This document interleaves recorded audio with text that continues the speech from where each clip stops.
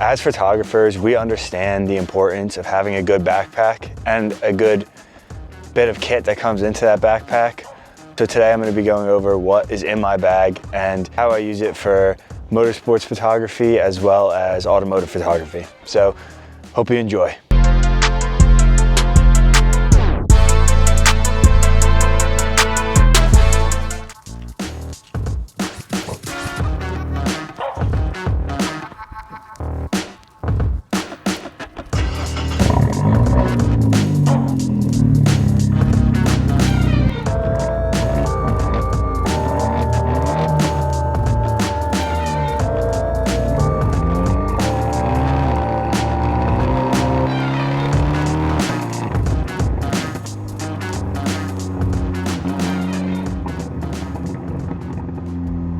We are going to be going through what is in my bag. I'm going to be heading to Daytona for the Rolex 24 hours shortly, and I want to give you guys a little bit of a preview of what I'm going to bring with me on that trip. So basically, we went for a lightweight pack because we're not going to be staying in a hotel and we don't have any clients to shoot for, so we wanted something light, portable, quick, easy to get to, so that's what we got. For this trip, I'm actually only bringing this bag. We're not staying in a hotel. We're just gonna basically live out of this backpack for the weekend. We're flying in Saturday at 5 a.m., going right to the Speedway, staying up for 24 hours, photographing the race, and then we are gonna jump on a plane that night, come home, and call it a weekend. So here, our bag is the in-case DSLR Pro something. It's pretty sweet. I just picked it up off of Marketplace, so I got it on a pretty good deal. Right now, the things I love about it are it stands on its own, which is absolutely fantastic. Everybody wants that. And if you take a look here, it opens up from the back, which is cool. So it comes in, and as you guys can see, so I think this camera bag is pretty good for professionals. I'm not a professional. I'm looking to hopefully one day go become a professional. But right now this bag is just kind of something I picked up after spending too much money getting into this hobby, as likely we all have. So I guess the main item would be the camera that we're rocking. This is a Sony A7C Mark II. It's pretty tiny, as you guys can see, which I like. Definitely something I wanted. It's a small little powerhouse. So it's a tiny little camera. Rotational screen comes out. Super helpful in trying to get those low shots. Very light, actually, for a full frame. I was pretty surprised by that. You could set the shutter to be closed while the camera's off, which is super helpful if you're like me and you're a little bit chaotic and disorganized, I guess. Next up, we do have our main lens that we use. This is our Tamron 28-75. Pretty sweet little bit of kit here. It's f2.8.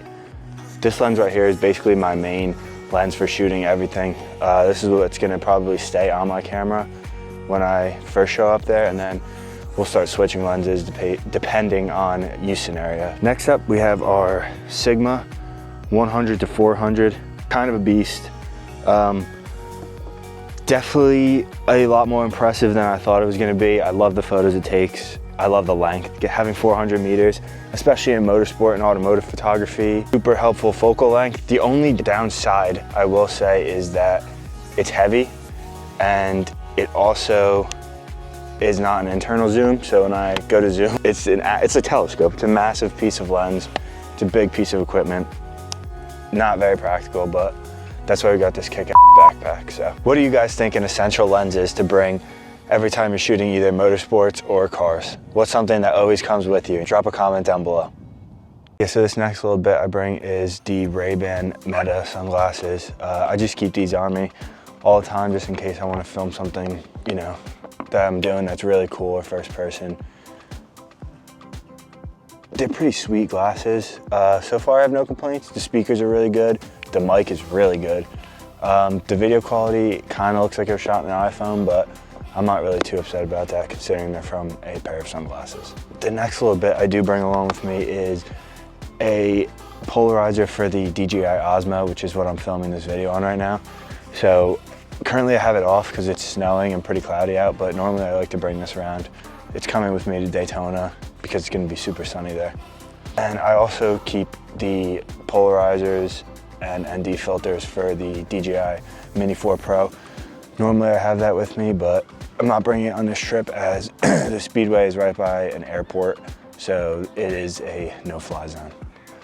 One of the last little things I bring with me is actually a tripod for nighttime stuff. It is going to be a 24-hour race, so I'm bringing a tripod to keep that shutter speed down, see if I can get some pretty cool and unique shots. The tripod that we're going with is actually brand new to me. I've never used it before.